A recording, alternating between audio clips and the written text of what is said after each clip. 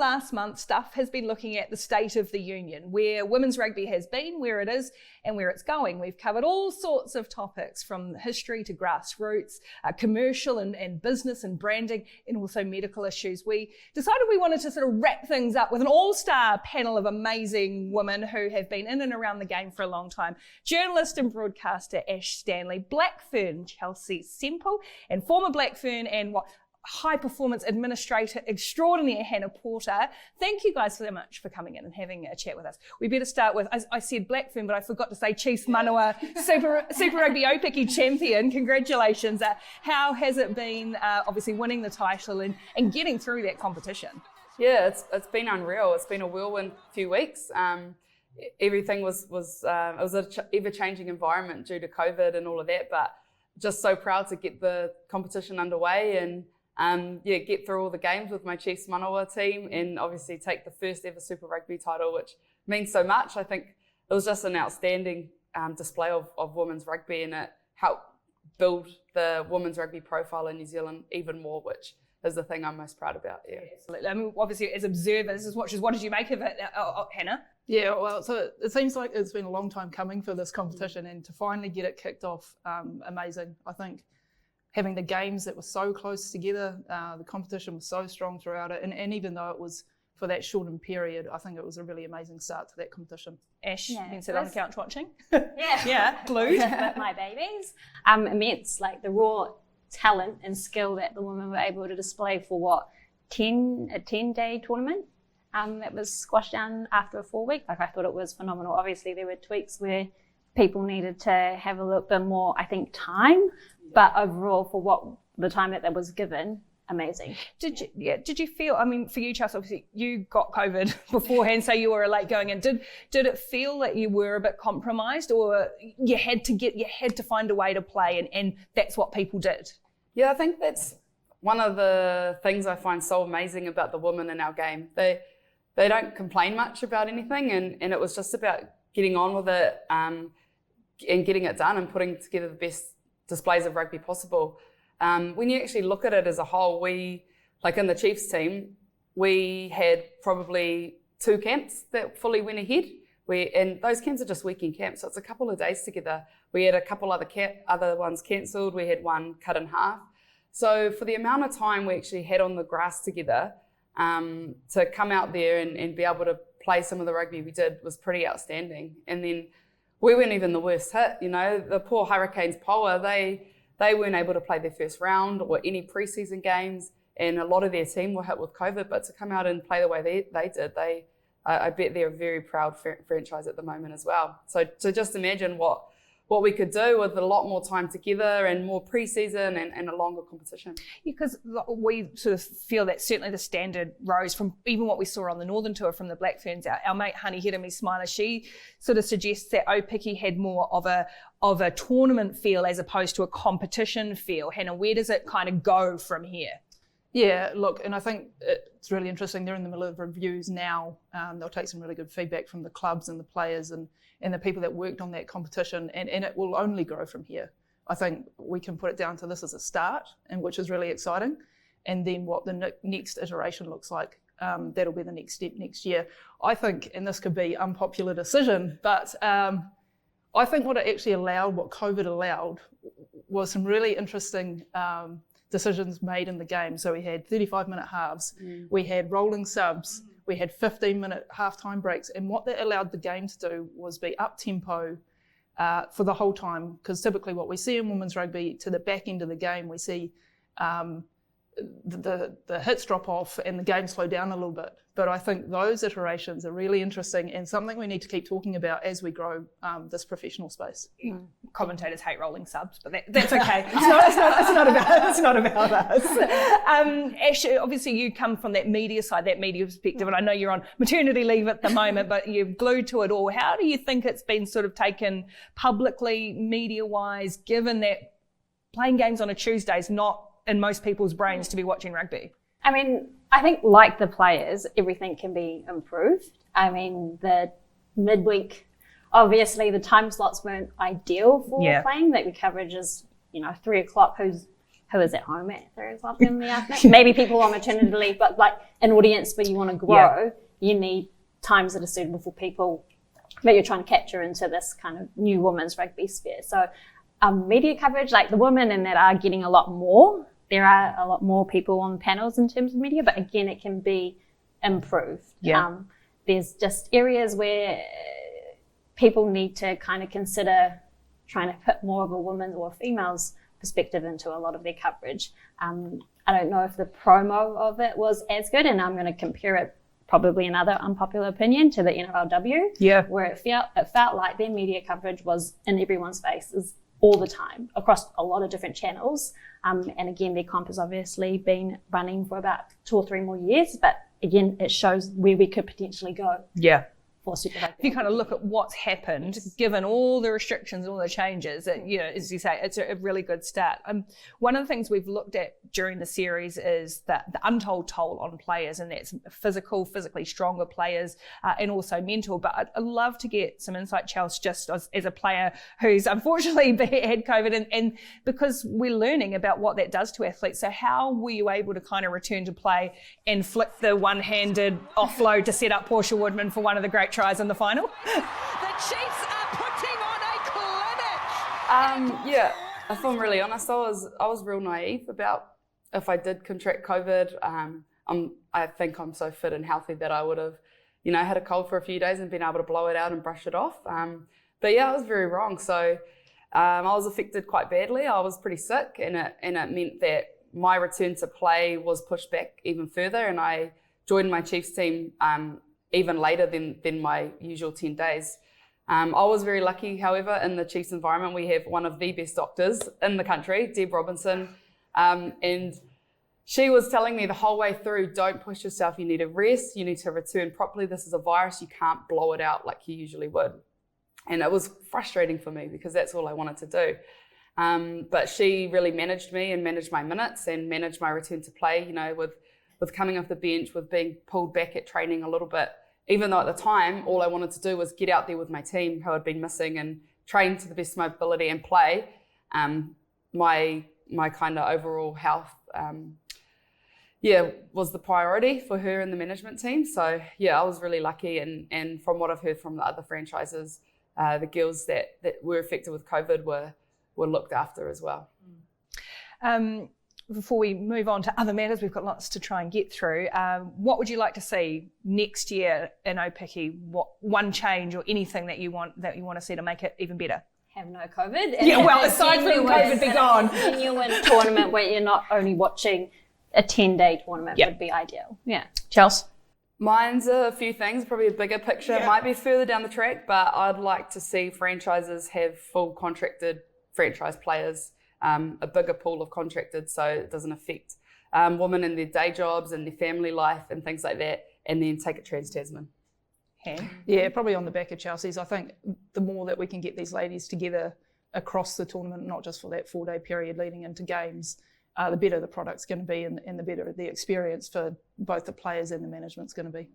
That obviously all takes money, resources, and we hear it all the time, don't we? Trying to create a commercial path for the women's game. This is New Zealand Rugby's CEO, Mark Robinson, talking about possibly a lack of commercial interest that they've had. They've got some really great partners that have been on, but he was a little surprised. So have a listen to Mark Robinson. Are you starting to see more commercial interest in the women's game and the Black Ferns level? I thought, I guess if I'm honest, I thought there might have been more. We have seen some in some quarters around some of the international opportunities with Rugby World Cup, but at a domestic level, I think we'd like to see more. But possibly it's a cause and effect here, isn't it? I mean, you've got to have that regularity of promotion and opportunity and people getting used to that, be it professional competitions or regular television exposure or regular media exposure before you can really make a judgment call on that. Yes, more.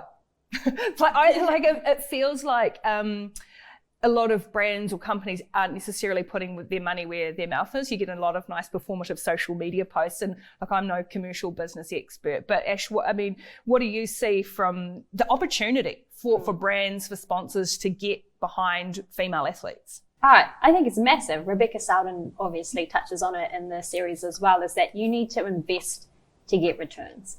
And we've seen it obviously in the men's space. I always hate comparing to it, but they've had investment for nearly over 150 years. We're asking now the women's space to be able to match the men and a turnaround time, what it feels like, a 5-year turnaround. People can be creative. There's so much technology. We've obviously just had the Silver Lake deal happen. There is so much opportunity with what we can do in terms of technology, and brands can be really creative about that. It doesn't take a lot if people are able to think differently and probably bring in different voices to be able to offer that for next generation. Because that's where we're hoping to expand, right? Yeah. Face of Molenberg. The ex-face of Molenberg. Oh, no. Yeah, no, they're not with us anymore. Oh, no, Molenberg. Opportunity for another one. Opportunity, exactly. I mean, for a player, does that the sort of stuff that you've got so much to think about, but how does it sit for you knowing that, we need more resource, but that there is always this commercial argument?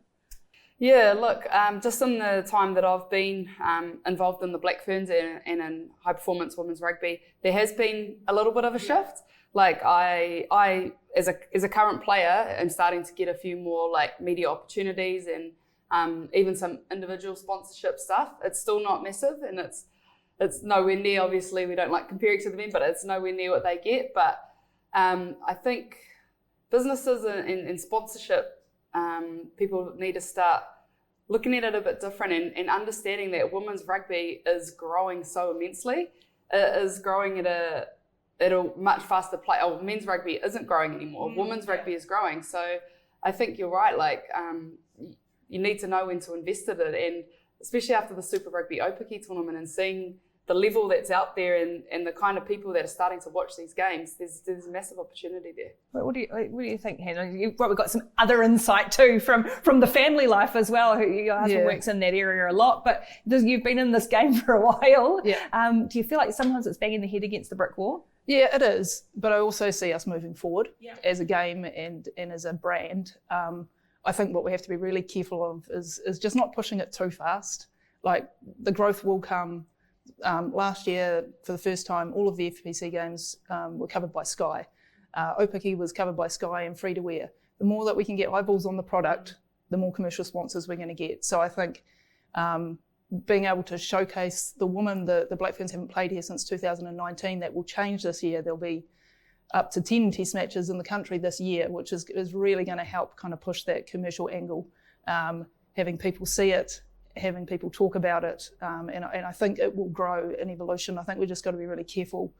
It's all not going to come at once, so just staying in the fight and realising that it is going to come. Yeah, I guess that's the thing. Like everyone wants to run. Like we want this in because particularly for people like you've been pushing for so long. It's like, come on. Yeah. I think in the women's game as well, there's a lot of strong individuals, there's a lot of individuals with strong personalities. And a lot of them kind of take it on themselves to push the women's game, to promote it. They're gaining traction with their followers and things like that. So yeah, I think like Hannah said, it's getting there. We're getting there, and the more that we get to play out on Eden Park or play double headers with the men or do media events alongside the men, little things like that, it'll start snowballing even more.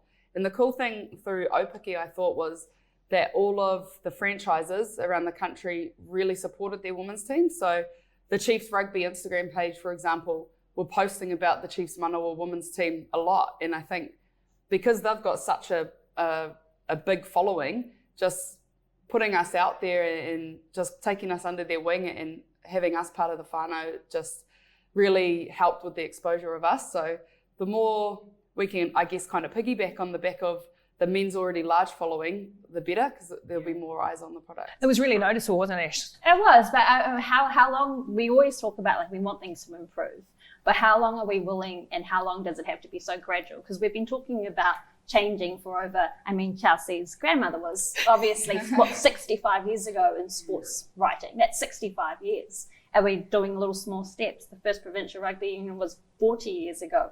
Every time we do little small graduals, I understand that it has to be small steps. But in comparison, again, not because we only have the men's to compare to, both my father and my brother, within 2 years, they had commercial. And again, it does go back to those historical kind of points where we haven't had investment like the men's space. But how long are we going to be talking about women's rugby gradually getting the support?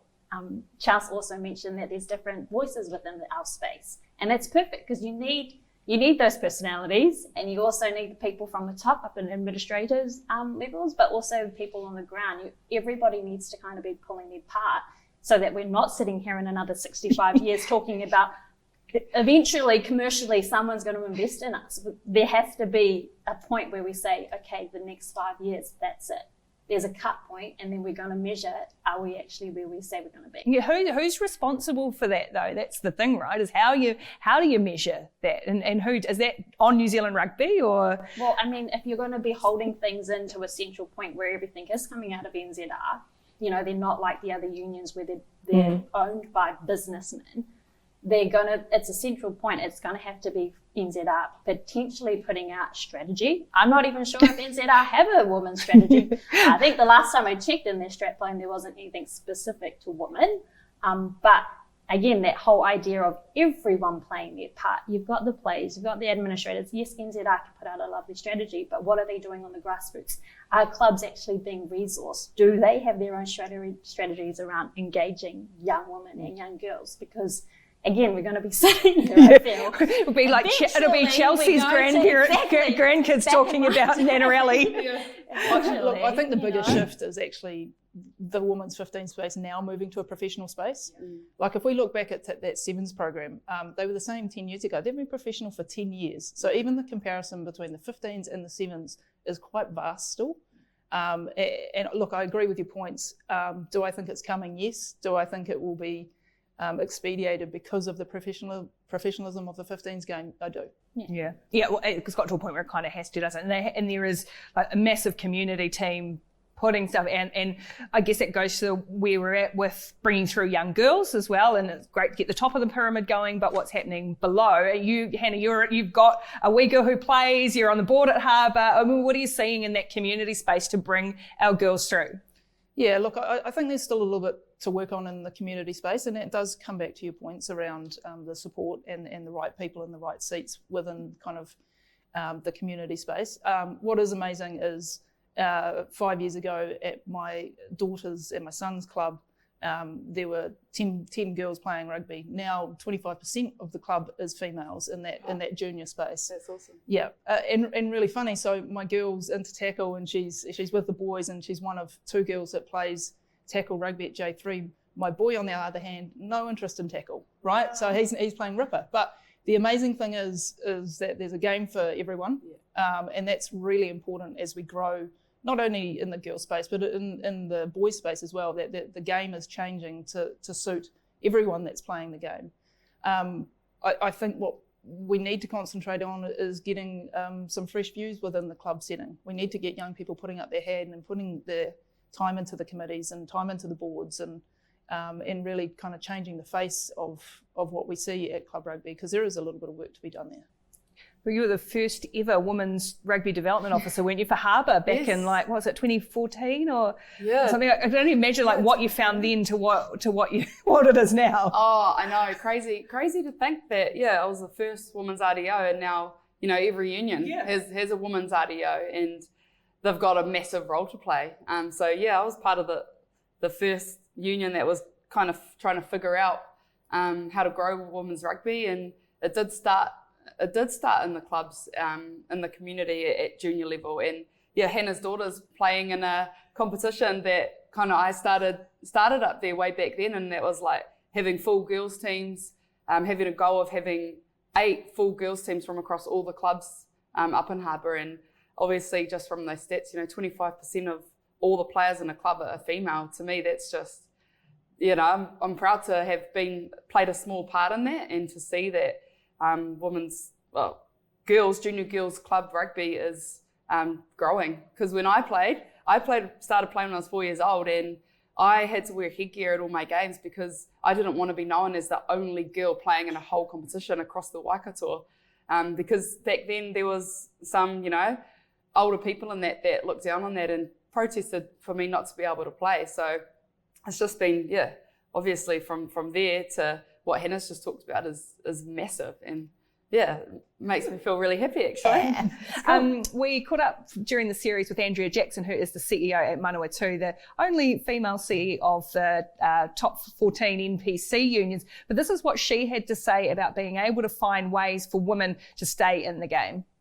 My fundamental principle is people shouldn't lose money coming to play for us. They shouldn't have to pay for a babysitter or take a day off work to go and play a game of rugby, when we should be supporting that. We should be removing that barrier to participation.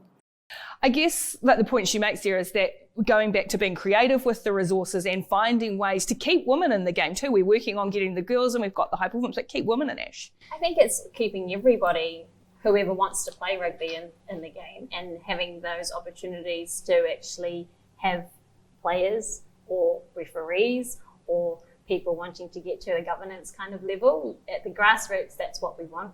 That's what we're aiming to do. And obviously, with our very rigid gender roles at the moment, the woman will have to give up most of the time, and speaking to her point around having to bring the kids down, babysitting, putting on training while you're also having to feed your kid. Like, they have to think about a lot of other layers to try and actually play the game that they love. And we're not just talking about mothers as well. There's other women who want to do other things as well. And you need support to be able to do that. If that comes in the form of a father or an uncle, a grandma, a granddad, a dad, like that would be an awesome thing to try and shift, right? At least it's actually being thought of now, right? Exactly. I think the first step is the acknowledgement that women's rugby is different, and they've got to think differently about it, which if she's doing, and certainly she can spread the message across that FPC program. And I know, Chelsea, within the Opiki competition, you guys had some help and support come in for the mums. Yeah, we did. Our Chiefs Manawa team had the most mums, and across all the franchises, we had 7. And some of those mums are single mums. So when the tournament went to a bubble situation, it was tough for some of the mums. Some of the girls that worked in that, yes, but the mums, when it was decided that we weren't allowed to have kids in the environment. But what we actually did as a team is we stuck with our players, and we went back and we fought for them, saying, why should we lose some of our best players who want to reach higher honours because they're a mum? And then, our management were awesome, and New Zealand Rugby were awesome and came to the party, and we were actually allowed to have a few of our little kids in the environment with us in a bubble. And part of that was our management being real creative and actually going out and sourcing a babysitter to come into the bubble with us as well. So a little bit of an extra cost there. We had kids running around, but to me that added to the bubble. They had 30 aunties to help look after them at the end of the day. So it's just little things like that, like looking after the people who have given so much to the game and not excluding them from things because they have a kid. There are things that have happened at Black Ferns level, and the fact that if you go on tour and you've got a baby under 1, you're allowed to bring them and a support person, and those costs are covered. So that only came into play 6 years ago or so. So it's just there's little things happening now. But for me, I'm someone I'm keen to have a baby soon, and I'm already looking at things going, okay, how's this going to work? What can I do to make it easier? What can my union and franchise and New Zealand Rugby do to help me with a newborn, with a baby, return to play? Because it's something that has never had to be thought about before when it's only been men's rugby. One of the things, we're jumping all over the place, but that's okay. One of the things we touched on before was social media. I have a love-hate relationship with social media. You're quite active, you two are. Hannah's, and that's a no. Look, it's obviously, as you said, it does some really good things. And do you see that, Ash, as the way to promote, to get eyeballs, to get people knowing people like Chelsea and whomever else? Most definitely. You definitely have to, but there is, again, like you're saying, a double-edged sword too online. Yeah. The ability for women, not even just like female rugby players, but female athletes in general, to be able to take advantage of the online space and promote themselves and their brand to help them actually get money in, is going to be an area where it just has to be done. And if New Zealand rugby, but I'm not even saying like New Zealand rugby. If everyone can take on like the players and stuff themselves and understand. I mean, was it the Six Nations? They've just been signed TikTok. Yeah, yeah, TikTok Six Nations. That's massive, but they've thought about like, hey, yes, we can actually tie ourselves down to these female athletes because they're multifaceted. Yeah. You've got mothers people who do want to be mothers, people who are already mothers, people who have got their own businesses, people who are studying. They offer a lot more and probably a lot more relatable kind of content to your everyday average person in comparison to a fully contracted male. We know all about them, right? What more do you need to know about? Well, I mean, they're all very nice guys, but but one part, I guess, Hannah, is it always the women, the players, the administrators, the people doing the heavy lifting all the time to promote the game, promote themselves and stuff as well? It's like, can everyone just have a rest?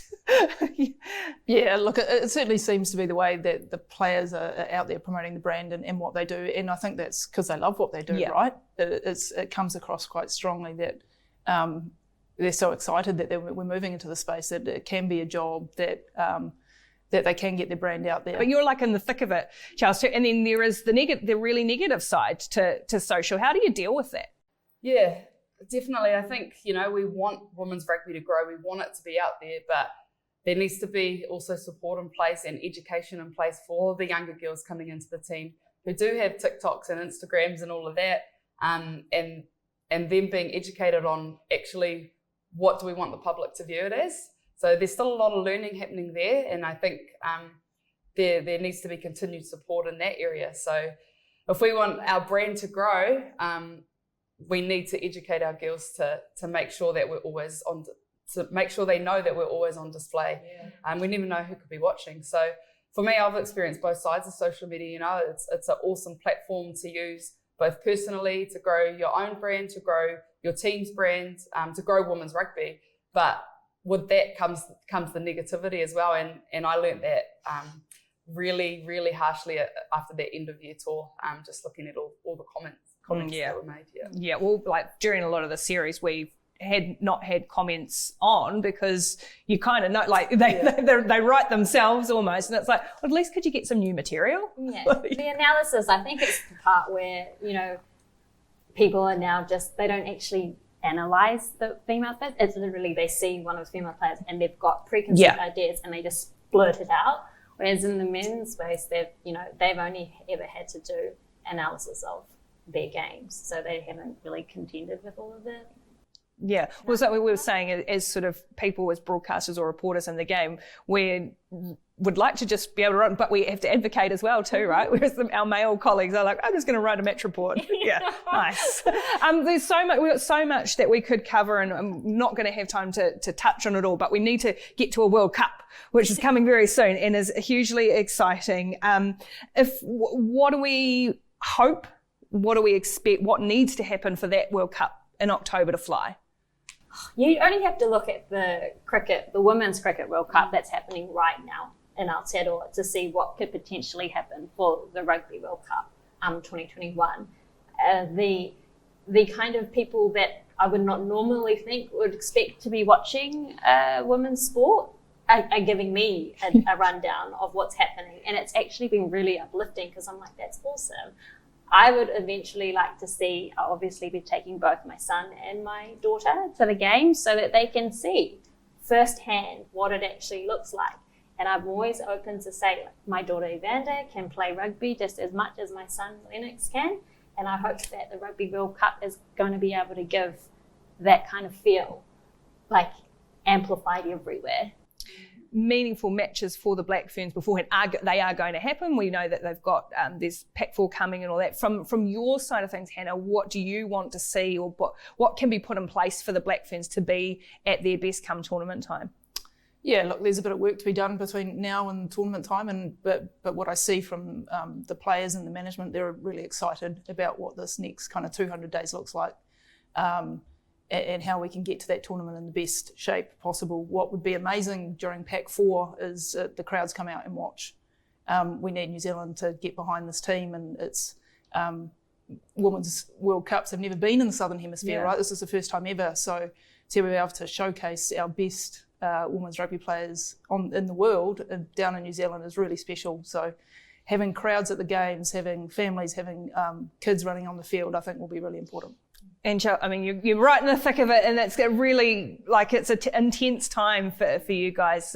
Do you feel that the steps have been put in place after that Northern Tour for you all to be at the absolute best, to push for selection, to go and win that blooming thing back? Yeah, we obviously came under a lot of scrutiny after the end of year tour, and it was a really tough space to be in after not having tests for 2 years and then being excited to go represent the Black Ferns in your country again, and then to have the results we experienced and the social media comments and everything like that. But I think what that did is just really fueled everyone's fire, and it made everyone in the probably organisation, the team, the players, the management take a good hard look at themselves and put things in place to make sure that come World Cup time this year, we're ready. We're in a space to put on performances, at Eden Park in the final of the World Cup and hopefully win it.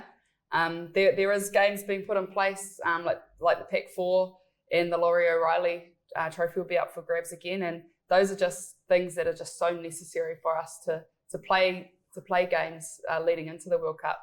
I think the coaches are going to have a tough job on their heads after that Opaki tournament. I imagine picking a team from that. Thanks. So it's going to be exciting. Oh, you've got me excited just thinking about it. But before we go, with something we've asked a lot of people that we've spoken to throughout the course of the series, what do you want? What does the future of women's rugby look like for you today, tomorrow, and 10 years' time? We'll talk about putting you all on the spot. Big one. Big one.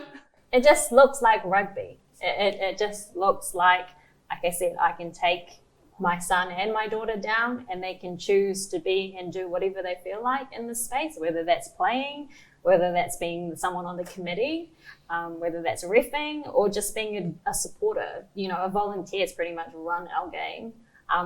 That's what rugby looks like, and that we're not here sitting talking about a state of the union. That we've already got to where we want to be, and it's been invested, and people can be paid to do what they love, and it's just normal. It's just rugby. Charles? Yeah, just the continual growth. That's all I want to see. At the moment we've got the 30 kind of best players in the country contracted. I'd like to see that grow and it become more like franchise type contracts, so that the pathway to the top is a lot easier for women and there's a lot more support there. Hannah? Yeah, I'd really like to see the base grow. I think that's really important. We've kind of started at the top and worked our way down to the pathway. So the base growing, clubs are really strong. There's no barriers for our daughters or sons, whatever they want to play, whatever form of the game it is, and they all can get out and have an experience. Can't wait. All right. Hannah Porter, Chelsea Semple. I've got it right. That's good. I hardly do. Yeah. And Ash Stanley, thank you so much for joining us for a great chat. We could probably keep going for another hour. You could read everything and watch everything from the State of the Union series on stuff.co.nz. Tickets are on sale for Rugby World Cup 2021 playing in 2022. It starts on October 8th. They cost like $5. Why wouldn't you go? Like $5 for a child's ticket. Get along, support the Black Ferns, support this Women's World Cup coming to New Zealand, and support the women's game.